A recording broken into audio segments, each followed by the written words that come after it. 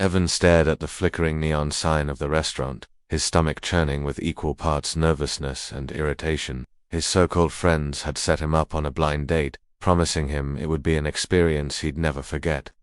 The way they'd laughed when they said it should have been his first warning. He pushed through the door and scanned the dimly lit interior.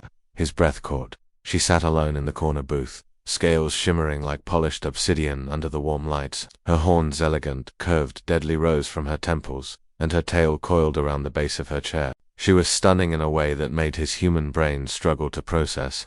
But what struck him most was the careful way she watched the room, her golden eyes tracking movements with an intensity that spoke of hypervigilance. Evan approached slowly, and when he was close enough, he waved gently to get her attention. She looked up, and her expression shifted through several emotions in rapid succession: surprise, suspicion, then something harder to read. Her clawed hand moved in fluid gestures, and Evan's translator implant buzzed to life. "You're actually here," the device interpreted from her sign language. "I thought this was just another cruel joke." Evan's heart sank. He slid into the booth across from her, making sure she could see his face clearly. "I'm Evan," he said slowly, clearly, knowing his implant would convert his speech to text on the small device clipped to her collar. "And no, I had no idea what I was walking into. My friends told me I was meeting someone special.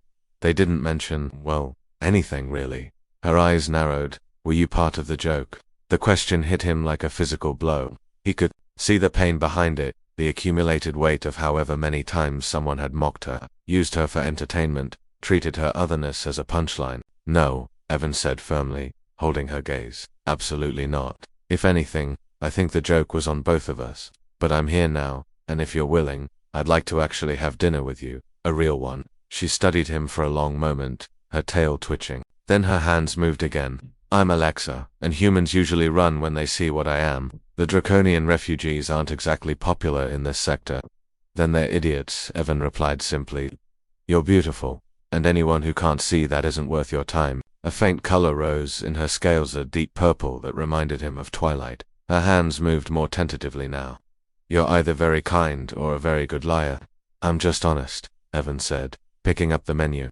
"Now, do you know what's good?" "Here, because I'm starving, and I'd really like to know more about you." Over the next hour, Evan learned that Alexa had fled her homeworld during the Draconian Purge, one of only a few thousand survivors. She'd arrived on this human colony world with nothing but the clothes on her back and a determination to survive. She worked as an engineer apparently. Draconian spatial reasoning was exceptional, designing quantum fold drives for the colony's merchant fleet.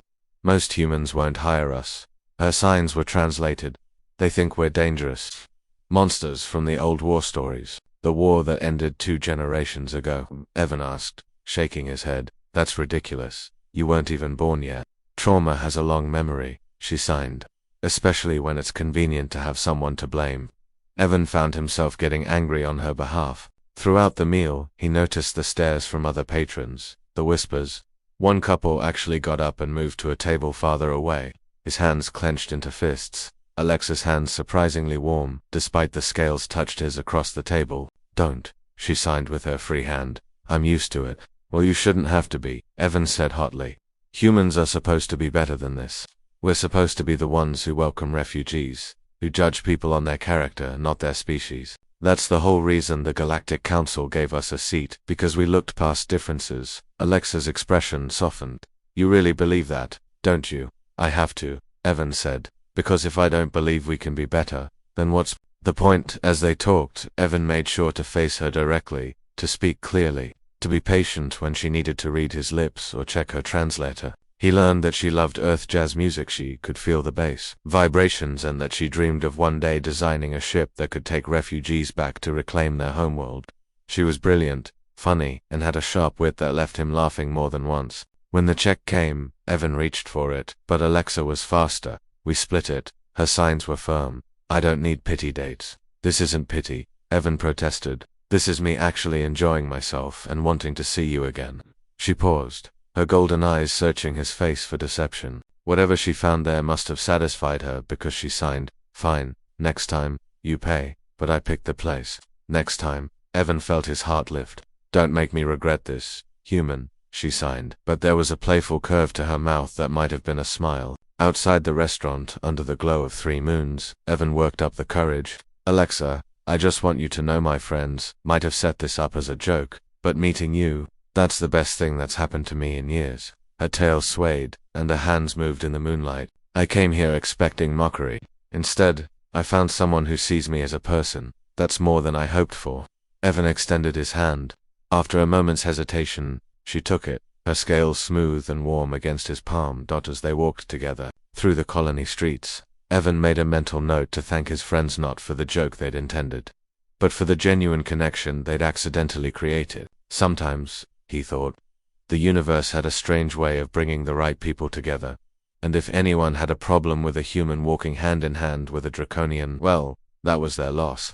Humanity was supposed to be better than prejudice and fear. With Alexa beside him, Evan was determined to prove it.